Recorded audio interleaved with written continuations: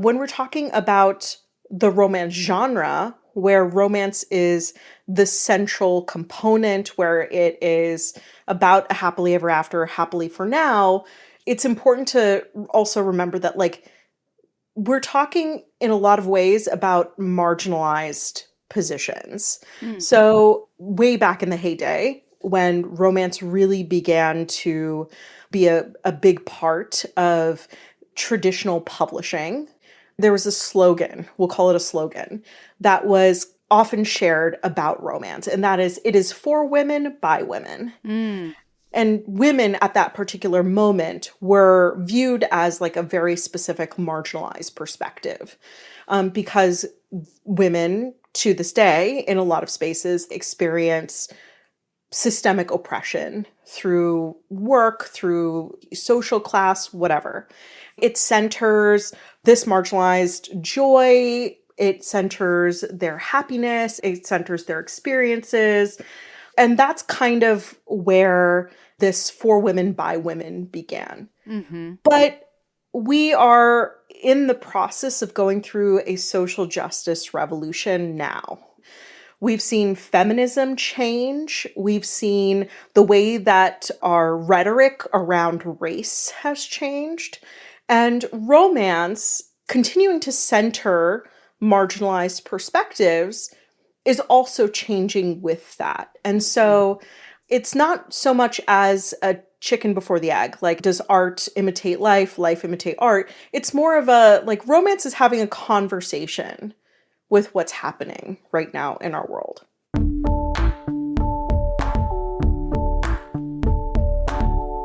This is the Culture Study Podcast, and I'm Anne Helen Peterson. And I am Nisha Sharma, a young adult and contemporary romance writer.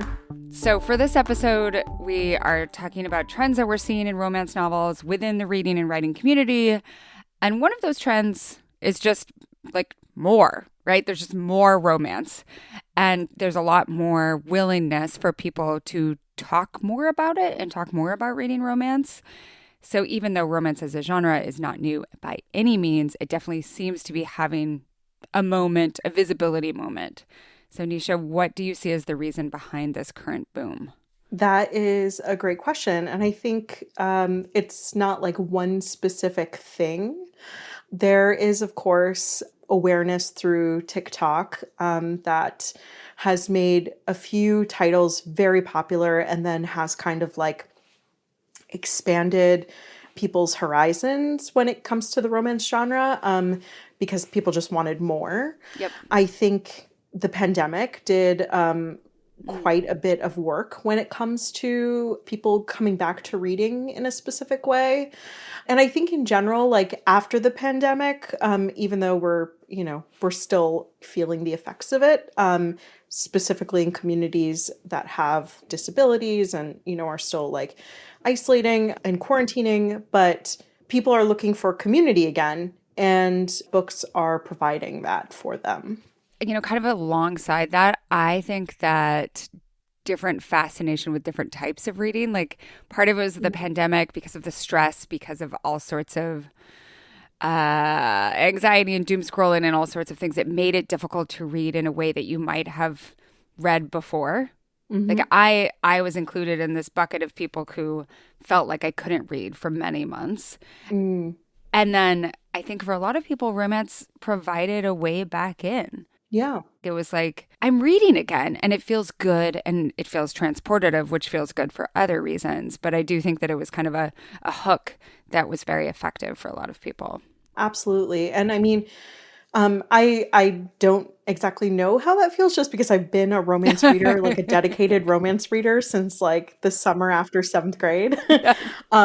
So when people were coming to me that like I had never like thought would be interested in a romance, like in my real life. And they were like, do you have more romance titles? I was genuinely surprised, but also really elated at the same time. Totally. It's such an interesting point in conversation right now. And I think, in another episode where we're focusing on romance and talking with someone who studies like the romance community, she was talking about how so much of it has to do with the expansion of self-publishing and Mm-hmm. how that has broken down and expanded both audiences and authors in all of these interesting ways. Mm-hmm. But okay, we got to get to the listener questions because we got so many. So we're doing multiple episodes on romance. Another one that we're really excited about is we're going to have a bookseller of a romance specific bookstore on to talk about like the business of selling romance, which I'm so excited Which about. is amazing. I'm I also know. excited about that. And I love too that there's like many options. Like we have like reached out to some people and we're like, oh, if they say no, we have so many other options. It's incredible. And that was not the case even, 10 years ago. But for now, we're going to talk with you about some bigger philosophical, big picture questions. We have some really fun questions about specific tropes that I cannot wait to hear your thoughts on. And also for paid subscribers, we have a whole segment on recommendations, all that sort of thing. So if you already know you need that in your life, you can head to culturestudypod.substack.com to sign up. But let's start with a big picture question from Nina. Why do so many people with otherwise feminist values still hold such negative assumptions about romance novels? There's this classic idea that they're nothing but sex, and therefore that makes them somehow not serious reading. But I'm more interested in how these novels are seen as representing readers' expectations of their real love lives. Of course, there's the internalized misogyny, but it feels like more than that. I've never thought that someone that loves fantasy is interested in actually fighting dragons, or someone that loves detective novels is ready to start hunting down serial killers. But with romance, it's often assumed that adult women think a real-life human man will be a Prince Charming. But I think we all know the world's not that perfect. And I have about as much a chance at meeting that dragon tomorrow as I do one of these bookmen. If anything, it seems that straight women typically don't set very high expectations of the men they date. Yet, I've seen a lot of straight men scared that they can't live up to those expectations when the expectation doesn't even exist. It's all escapism, so why isn't it seen that way? This is such a naughty question. Naughty as in Knotty. She starts by talking about people who are otherwise feminists have these negative assumptions, which is a question in and of itself. But then she talks about how like this is just fantasy. If it's fantasy and not real life, then like why are people scared of them? But I mean, I think those two are very intertwined, right? If people are scared of fantasy and people have cultural hierarchies to do with all of those genres that she listed, right? Fantasy, detective, romance, any sort of fantastical space. And I think even though superhero stuff has been legitimated in some ways through like mainstream culture, like the mainstreaming of nerd culture, in part because it's masculinized. Where does this question take you? So I feel like we have to take this in parts. Yes. The first question is like, why do so many people with otherwise like feminist values hold these like assumptions about romance novels? And we should define feminism. Like feminism is like at the broadest of definitions. Again, remember, I'm an average academic, and if you can get a grad degree in this, like this is just an invitation to explore more. Yeah, no, okay, yeah. So our broad understanding of feminism is not that women should like whatever they like. Like that's not feminism. Right? No, it's like feminism is like a socio-political like movement. It's an ideology, and it's based on the premise of equality. And there are waves of feminism. There are different types of feminists and different types of feminism, and not all feminism is created equal. Like that is very important to know. I think my pat answer to kind of address this feminists having negative assumptions is that like it can boil down to education. Yes. This demographic of feminists who are anti-romance, and I'm using quotes for that, are probably not like romance readers who read widely within the romance genre. They may see like hit pieces that are out about the genre that capitalize off of stereotypes, and they're building assumptions based on what society has made as well, like assumptions that society has as well. But it's not coming from this place of knowledge. But it's important to like dive a little bit deeper because I don't want to be dismissive and say that, totally. They just don't know. Yeah, no, I think oftentimes it's this interesting place where people who have done some of the work in dismantling crappy hierarchies in their lives, like we're always doing more work. So like there's stuff Yeah. that I have internalized from other adult women in my life saying things about romance novels Yeah. when I was a Yeah. kid, And right? Like where I saw them 100%.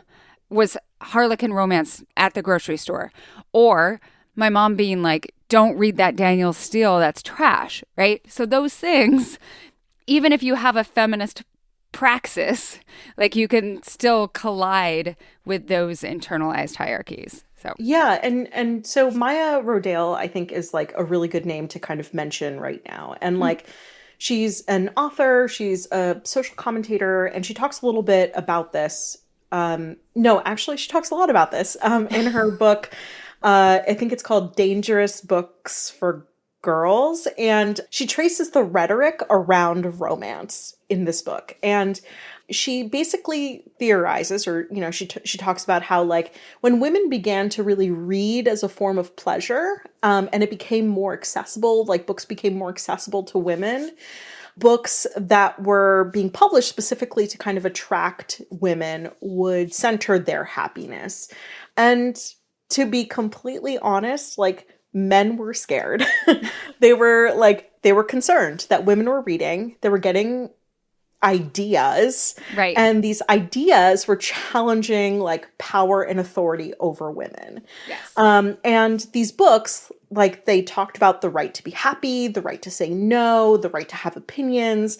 And readers can kind of like ask themselves, like, why is the right to control what happens to me like something that's fictional like when in actuality I feel like it should happen to me? In an effort to like suppress these beliefs, men who controlled the narrative, like they controlled like the newspapers, they controlled the review sites, they controlled everything, right? Like I'm saying sites like websites existed back then, but like they controlled like the circulation, and they positioned these books as silly, anti-religious, harmful, against like family values. And because of that language that originated in like a patriarchal structure, that is something that we inherited. And I don't know if you remember the canon wars. Do you remember the Yes. canon wars? Yes. So Yes. like in the 80s, this conversation came up again. And like specifically, this was about academia, right? So it was, do we teach diverse stories in schools, or do we continue to teach straight white men in schools? And this particular lecture is so, it like imprinted on me. It was the Toni Morrison lecture. Yep. Yep. And Toni Morrison, she wrote this keynote, and in the keynote she says, canon building is empire building. Canon defense is empire defense.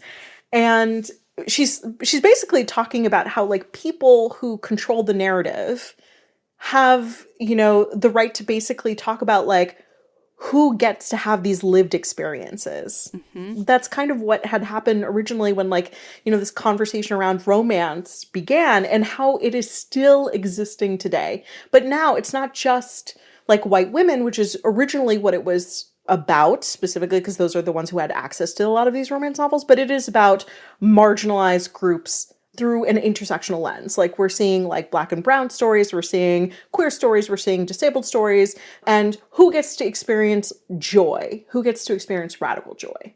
The only thing I would add to that excellent answer is that I think oftentimes people who dismiss any piece of culture as like, and this gets to the second part of her question where she's saying like, why can't people understand that like this is not a literal, like people don't literally think that a Duke is coming, are maybe not thinking about all of the different ways that they negotiate pleasure and knowledge and their experience of watching a movie, experiencing the world. Like the reading process is always a negotiation. It's always complex. And there's, I first encountered really fascinating discussion of this when it came to gossip magazines and like studying women who read fan magazines and gossip texts. And like, there's an assumption that all of them are like, oh, yes, of course, that is happening to Elizabeth Taylor, instead of reading, oh, this is so funny how they're coming up with this story to try to convince me that this is happening with Elizabeth Taylor. Right. And, as I think we're probably going to talk about in every single episode of this podcast, Janice Radway's very famous canonical work, but important work on reading the romance and studying romance writers really found how many women read these romances oppositionally, right? Like Yeah, read, no, it's true. they were like, no, those people don't end up happily ever after, or took different pleasures than what one might assume in them. So I think that is also part of what's going on here. No, I definitely agree. I mean, to complicate this a little bit more, while the canon wars were happening, while like second wave feminism was in its heyday, Yep. we were also looking at like a shift in romance publishing. It is a fact, like there's statistics out there, everything. Lee and Low Books does like a diversity baseline survey of like publishing as a whole. And it's a fact that like overwhelming majority of the people who work in publishing are cisgendered white men, a lot of men in the executive positions. Yes. So when like romance was like really beginning to pick up in commercial traditional published spaces, like in the 70s, in the 80s, like when the canon wars really began, we were also seeing that like men expected romance novelists to adhere to like family values in a lot of their stories. Right. It was like censorship of the code, like of movies, that like you have to like tack on a happy ending. Or that like they're having sex within marriage, right? Yeah. Yeah. And like also like women could not pursue pleasure outside of a union of some kind unless it was taken from them in some way, and then they could like experience this desire. I have to say, like the acrobats that romance writers did back then in order to like really center the story of like a protagonist who identifies as a woman, like their perspective was incredible, because like, okay, like if these are publishing's rules, here's how we're going to push the boundaries. But like on its surface, like if you're not looking at it and like thinking about these stories analytically and like how this is playing in a larger conversation with like societies like shifts and publishing, then like you're going to see it for its face value, and you're going to believe that it kind of feeds into this anti-feminist rhetoric. Right. Like it's a negotiation of that existing system. Yeah. That's really an accomplishment in hindsight. Yeah. Okay. Next question, which is along these lines too, so we can continue this. It's about the interplay of fiction and reality. Let's hear from Katie. I'm somewhat new into romance, both modern and hitting the originals of the Jane Austen Regency era. One thing I notice when I read modern romances is that the benefit versus harm to my life is a bit of a concern. I read them so quickly and want to find out what happens so much that I stay up way past my bedtime. I also start to wonder if my own relationship is good enough. Am I alone? How do we think about romance novels and how the intense escapism interacts and impacts our real lives? Oh, there's so much to talk about here, because I think that like women feel bad about anything that takes them away from productivity culture or like parenting culture, you know, like, and I don't know anything about Katie's life, and I don't know if that's exactly what we're getting at here, but I think this is a very common feeling. Have you heard this expressed? Yeah, I agree. And I think that like, I know this sounds like also another, you know, very general answer, but like I think what patriarchy is telling you to do is to blame the content and not to like reflect.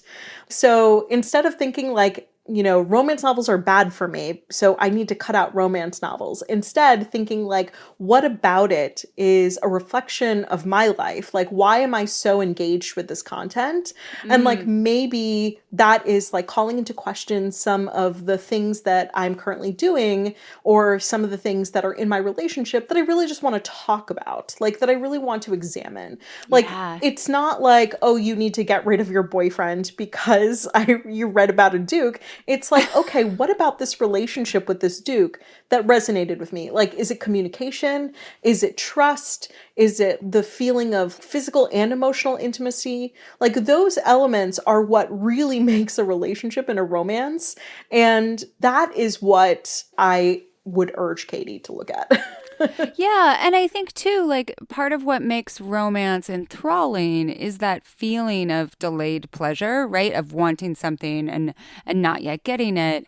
And if you're already in a relationship, it's hard to recover that feeling. I call it like that teenage feeling. That like that's how I think about it, and that extends into all parts of our lives that are not like associated with being a teenager, but maybe you want to get it there. You know what I mean? Like if you can't get it in your real life, that doesn't mean that that relationship is broken. It means that you're seeking out another source that is really a lovely place to be. So long as you're like, I think, as long as you're like understanding what it is and what it does for you. Yeah, I 100% agree. Melody, do you have anything to add here? Do you have this problem? I just, like Nisha was sort of saying, I don't think it's a bad thing if something is making you question your relationship. I think we should always be questioning our relationships and whether or not we're happy in them. So yeah, if you're reading something and you're like, this is making me feel wistful, or there's a longing here that's not being satisfied, maybe just poke at that a little bit. Just poke it. And I also see nothing wrong with staying up late to read books, so I am not the person to comment on that. Who needs work culture? Like, I'll just be tired. Take a nap. I mean, like, this is also, like, as a sidebar, like a conversation about healthy boundaries, right? True. Right. Like anything that you get really into in the beginning, you have to figure out how to make it part of your life in a sustainable way. Yep. Okay. Next question. I am so curious to hear the answer to this from an insider. This question comes from Danae, and Melody's going to read it. Can we talk about the cartoon cover controversy of romance novels?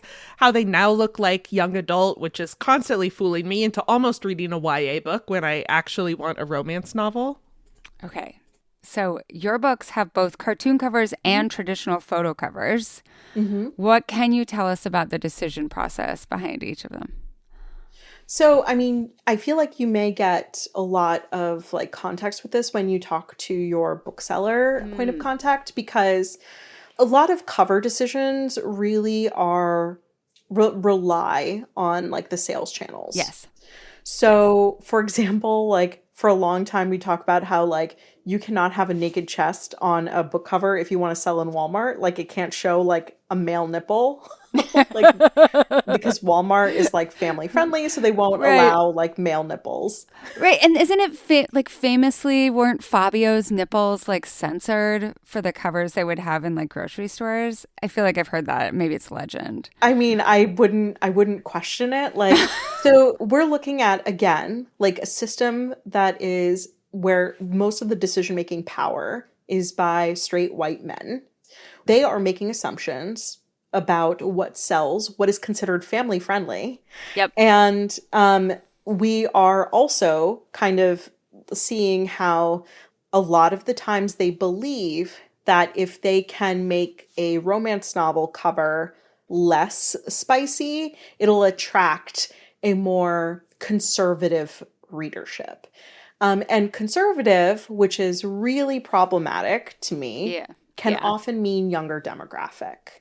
And so it's like we are considering like younger and younger audiences who have more disposable income because of course their parents want them to read.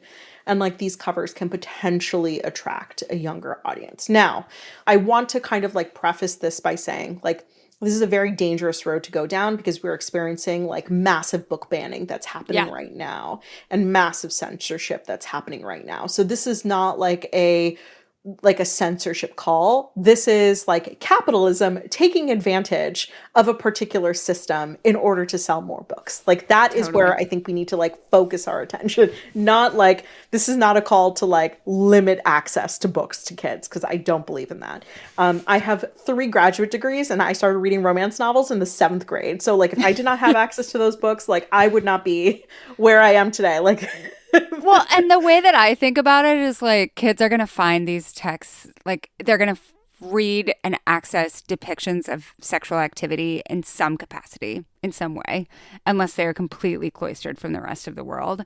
And so I would rather have that perspective coming in the form of these novels than where most of it that is publicly available, right? Like I much rather would have thought that. So my first like understanding of what sex looked like was like the sex scene in Top Gun. Okay. Like, it would have been better, I think. Or like it's Top Gun and then like, incest and flowers for Algernon. Oh Like, my gosh, what like there can be other, and like a lot of freaky sex in the Lois Duncan books, right? Or like illusions I remember those. I remember Lois Duncan books. That's like a throwback. But like my first, like, I feel like, regardless of what can be considered like a really thoughtful way to introduce younger audiences to sex, like this is like, again, complicated because not all romances are created equal. Not all romances like do the same thing, and not all romances may be appropriate, right? Like you're talking about like frontal lobe is underdeveloped, right? So like that is also a piece of it. But again, like I want to like focus on the capitalism piece of it and how like they do not care. They do not care. They're expecting parents to be involved in like the screening process, and like they want to attract as many individuals as possible. So that's part of it. But I will kind of add like this additional element to it because I personally have cartoon covers.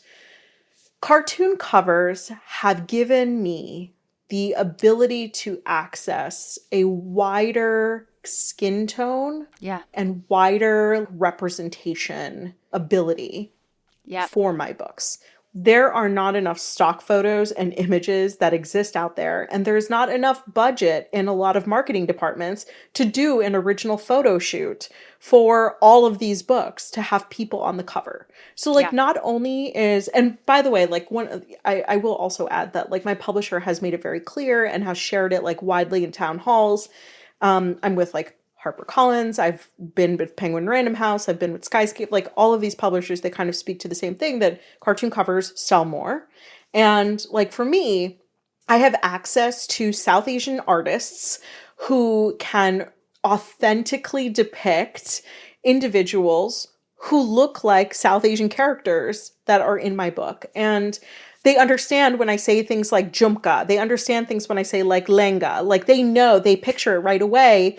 And I feel like I'm working within my community to be able to get an authentic depiction on the cover of my book. I also feel like the thing about cartoon covers is they make the world more imaginable. Does that make sense? Like it's more amenable to other people's imagination, because when you're imagining what's happening in the book, in the plot, you're not imagining a cartoon. Like that's not how it's playing out, right? Like you're imagining a real person, but that person gets to take on the characteristics that you ascribe to them in your mind instead of, I always like reading a book before the movie comes out because I don't want to be thinking about like, oh, Bella in Twilight looks like Kristen Stewart. Like I want to think of that image myself. I want to have ownership over it and control based on what the author says, right? But it's just more fun that way. I also want to say that in my experience, most authors have some input on cover. They do, but not a lot. Right? I mean, like we are not the final say. When I have conversations with other marginalized authors, they generally have really supportive publishers who are like, let me work with you because you are the expert here. And I think that's where cartoon covers can really be helpful and like almost an experience that is like a safe experience to have in a publishing industry that is like fraught with different like microaggressions. I love that framing of it. And it's so much, I think, more useful to think about than just, sometimes I think there's this tendency to think like, oh, they're so hyper feminized, or that they look like they're for younger people. But having these perspectives, I think, is going to be really useful. Okay. So, one thing from Melody, I feel like this is like a Melody secret question that she put in here that she wants to ask. Are there any secret tips for discerning the spice level when looking at a cover? I don't think so. Like, I think if you look at the meta tags and if you look at I personally always like to hear directly from the author, like how they describe their story, because the author themselves will often tell you like spice level. So if I read a book or if I read about a book, like I will immediately go to their social media and I'll be like, what are they saying about their own book? Because that will really generally tell me what I'm looking for. Melody, do you have any hints? Do you have a way that you interpret it? No, that's why I was genuinely asking.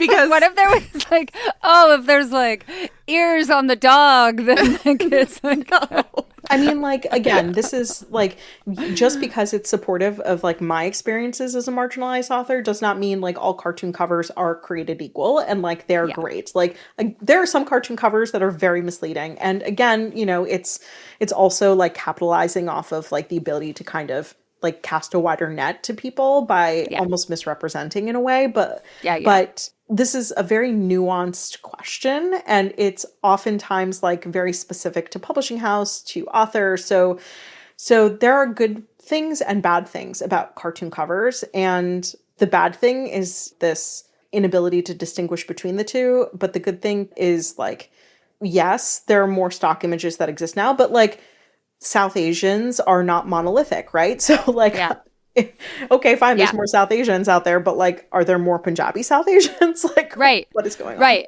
Right. Or like really filtered through like the shitty stock image whiteness lens, which is oftentimes like, exotic, right? Like in these various ways. Like like sometimes I just want people to browse what is available on Getty, on various stock image sites to understand just how pervasive these tropes remain. So, okay.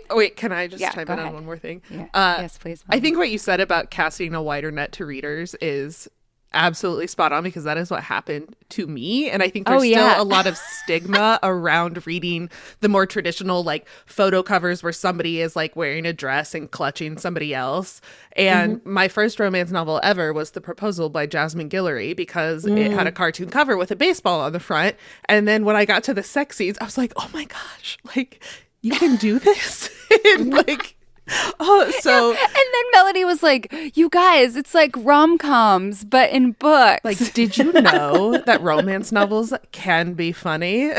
But then like, do you see how we're deconstructing patriarchy here? Like this, exactly. But so now, like, I needed that like safe entry with the cartoon cover where nobody could know the contents of what I was reading. Whereas like now I'll read whatever, and like Sarah McLean is one of my favorite authors, and she has those more traditional like mass market paperback covers. And if I post them on Instagram, people are like, "Oh my god, like what are you reading?" And you're like, "Good shit." Yeah, good shit. Because now I am like educated enough by the cartoon covers to appreciate the stories inside the more traditional covers. Yeah. Okay, next question is from someone who is new to the genre and has a lot of questions for you. Let's hear from Kate. I have always been a voracious reader, but until recently I was a real snob about the romance genre. I read my first romance last year and now I'm all in, but I have so many questions. What's with all the sickbed tropes? Why is it inevitable that in a male-female romance, the male main character will go down on the female main character? Relatedly, are romance novels effectively porn for women, like actually hot porn with narrative and emotions? And how have there not been more TV adaptations of romance series? Surely there's a huge inbuilt audience. Is it because it's difficult to film the sex? So many questions. I just love this image in my head of Kate, like, with a pen and paper beside her as she's reading. She's like, note, why are there so many sickbed tropes? Like, just all of these questions. And maybe that's just the former PhD in me and what I would do. No, I can visualize that too. And I think that, like, because she's just looking for answers as a new reader, I'm happy to answer all of these questions. Like, this is like good for you for reading. I hope you continue to read romances. Yes. If we can zoom out and talk about tropes a little bit, like, sure. So let's start with just the sickbed. What's going on there? So a trope is like, it's hard to describe. It's a marketing tool. That's what a trope is. Trope is a marketing tool, and it is a common moment that exists across different books within the genre. And it is a way to kind of identify not only like plot, but theme within a book. And so a sickbed trope is when you have one of the protagonists who is ill and the other protagonist is taking care of them. And oftentimes it's like reluctant at first to let them see, protagonist one in this vulnerable position, but it is actually, if it's done well, it is really powerful. So like with specifically sickbed trope, if we're thinking about it carefully, we're looking at a situation where you have someone who is physically at the weakest that they are, right? They are ill. They're defenseless. They're technically helpless. And to be helpless and then also to experience like trust and care from someone is a really powerful, intimate, and social dynamic. And I think it's important because romance isn't just about physical experiences, which I think like people kind of boil it down to just that. It's also about emotional intimacy. And when it's done really well, a sickbed scene is a perfect example of like really pure emotional intimacy. And it's not about like, oh, my man doesn't do this anything for me, so I'm fantasizing about a man who does, like that, which I feel like some people may assume that that's what it is, like if you're thinking in very like patriarchal terms. But like this is about understanding trust as a key component to relationships. And how when you do for others, like it is like an important transition in a relationship and in the story.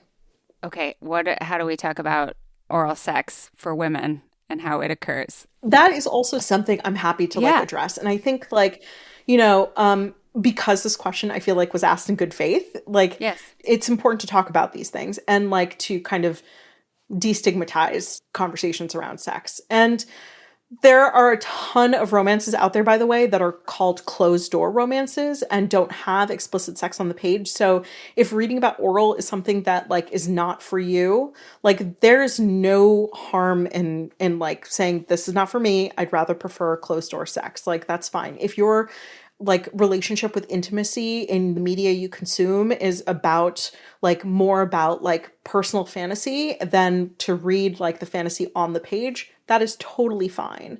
But like thinking about oral sex, it is a giving act, right? So having sex with a person who has a vagina, and it is decentering the phallus in sexual intimacy. And this is also about trust and putting an individual's pleasure first.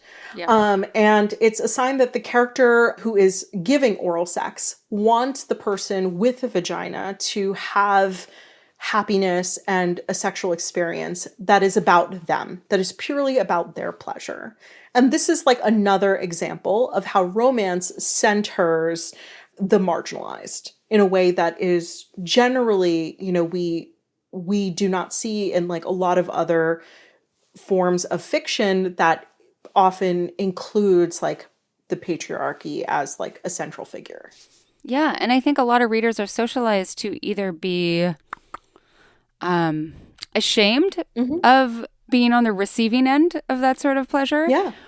Or that someone who gives that sort of pleasure, if they're a male, like that it's emasculating in some way. And at least in the depictions that I've read, it is depicted as like the most masculine thing that you can do. Yeah, absolutely. Right? Like is to really to have the confidence and skill to do that. And I think that is part of the trope, right? Is like offering a different experience or a different understanding than what people may have heard or understood in their own lives. Yeah, absolutely. What about this question about porn? This is always fascinating to me, like how people think about it, and they're like, "Oh, this is just the female version of porn." And oh like, my gosh, I have so many problems with this. So this is like baked into like these assumptions about romance, right? So it's reductive. It's reductive to think of an entire genre that centers like marginalized experiences to porn.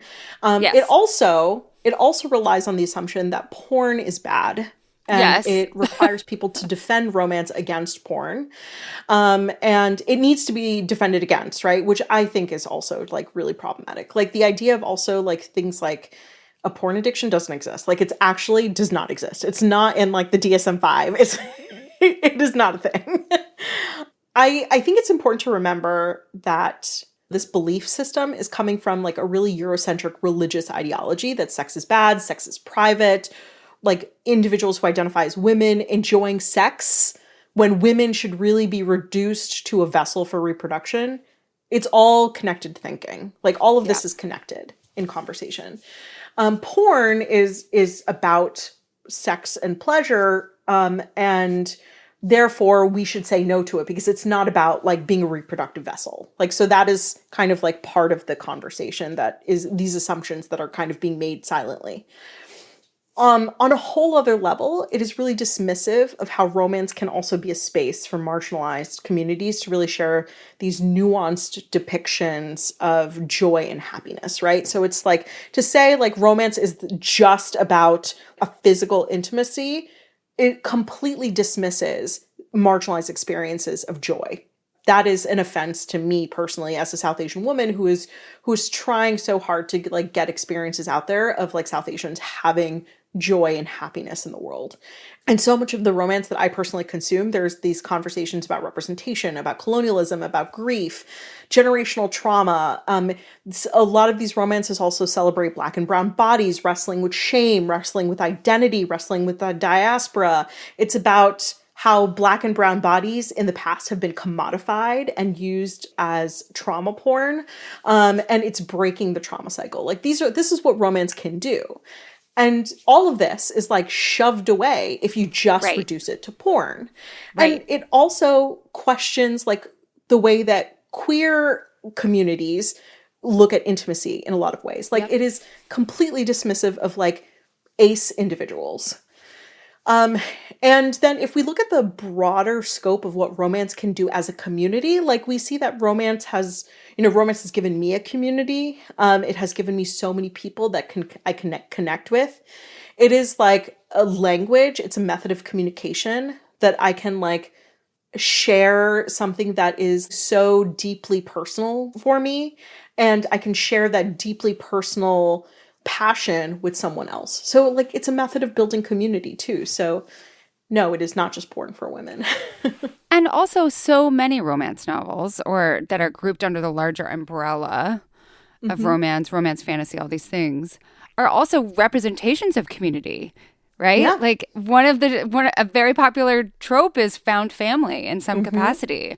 And that's the one thing that you didn't mention that I think is so huge for a lot of people is the experience of reading, right?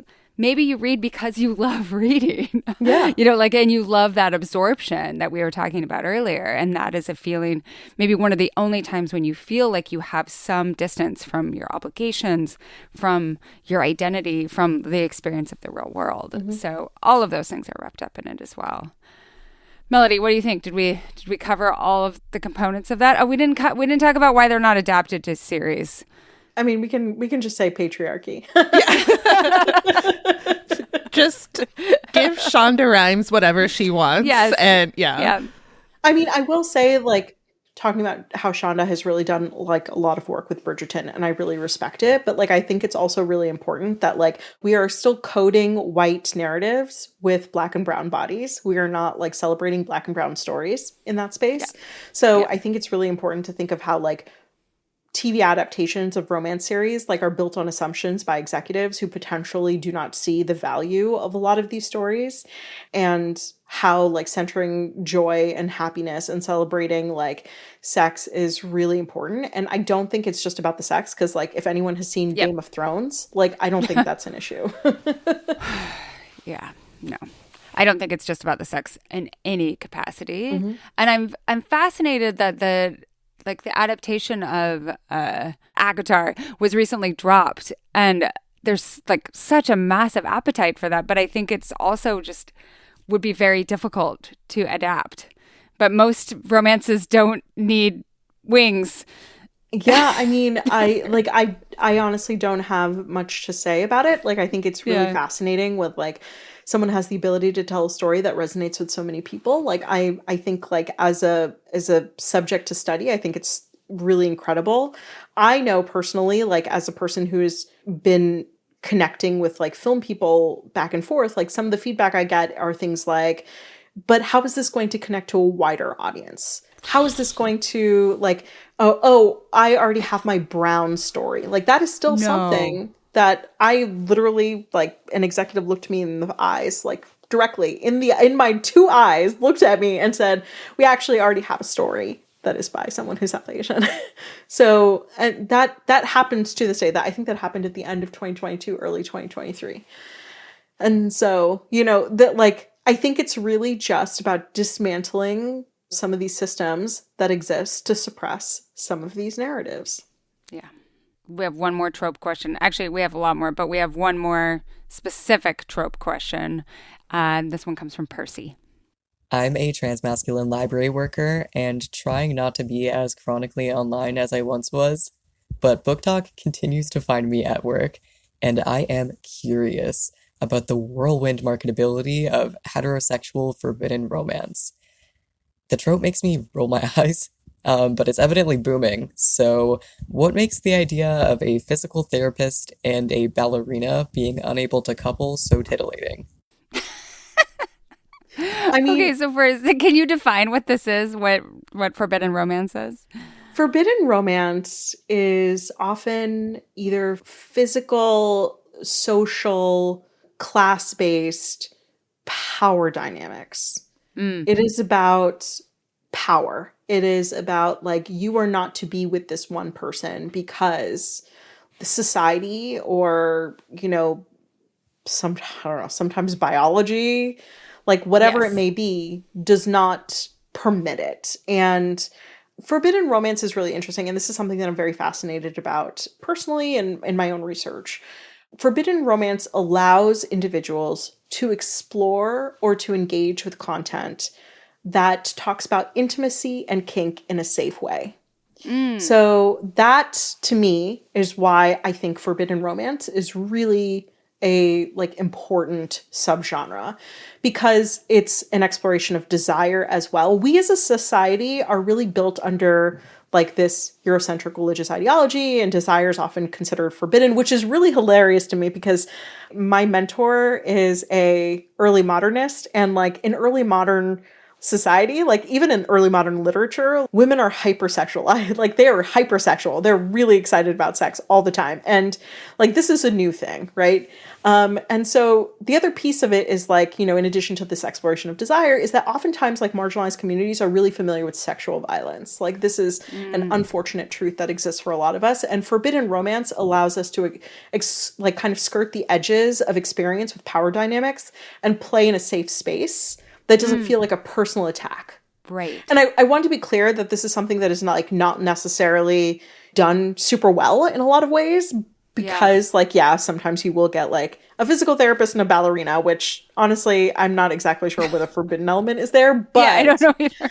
like 50 Shades of Grey is a really good example. Like there are a lot of problematic elements to this forbidden romance that kind of exists. But first of all, like it doesn't necessarily have to be forbidden. That's one. It's assuming that kink is like forbidden, which is like the biggest problem with the story. But the ones that do it really well give readers this opportunity to like have these fantastical moments of situations that allow them to experience or feel desire in a safe space. Can you give an example of one that you think does this well? For Real by Alexis Hall is not a bad one. I say it's not a bad one. It's a good one. It's actually a great one.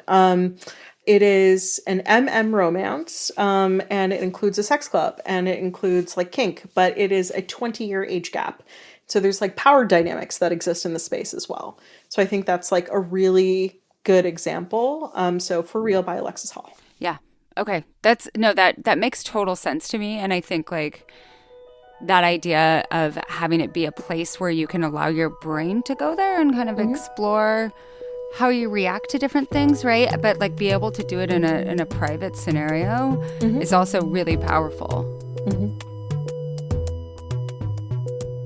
Okay, it's time for our deep dive on romance tropes, plus tons of recommendations and addressing the age-old question of whether a happy ending is necessary.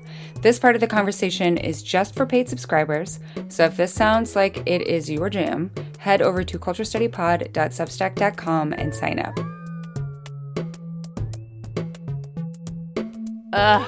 This has been such a delight. Like, I can't tell you. This is like this has been such a highlight of my day, of my week. I'm so glad. I love talking about this stuff. Yeah. So.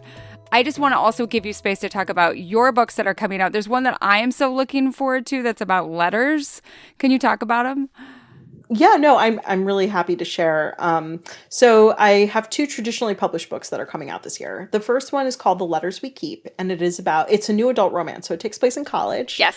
And it's about two teenagers from very different life backgrounds who find love letters from a person who went missing 50 years ago in a locked section of their school library, and they are trying to figure out who they are.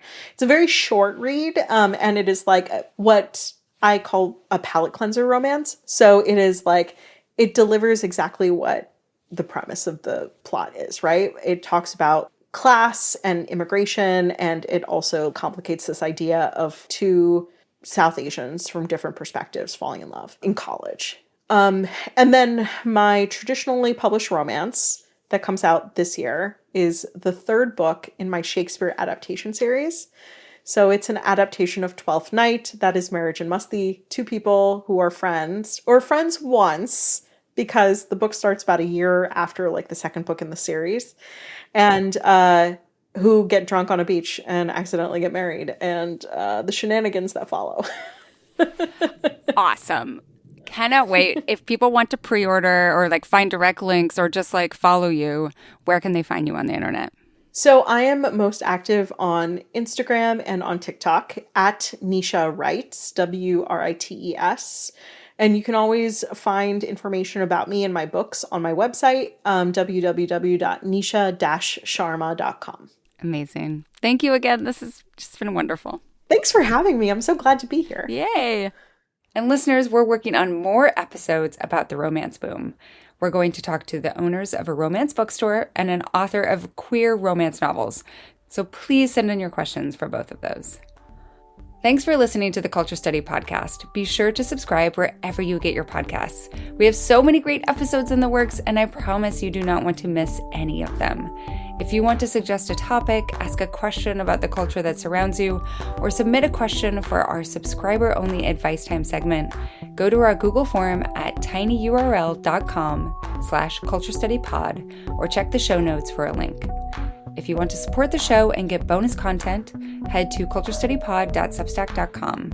It's $5 a month or $50 a year, and you'll get ad-free episodes, an exclusive advice time segment, the weekly discussion threads for each episode, and a link to a special Google form so that your questions can go to the front of the line. If you're already a Culture Study subscriber to Culture Study the newsletter, look in your email for Culture Study promo code, and that will decrease the price all the way down to $3 a month. Great deal. The Culture Study Podcast is produced by me, Anne Helen Peterson, and Melody Rowell. Our music is by Poddington Bear. You can find me on Instagram at Anne Helen Peterson, Melody at Melodious47, and the show at Culture Study Pod.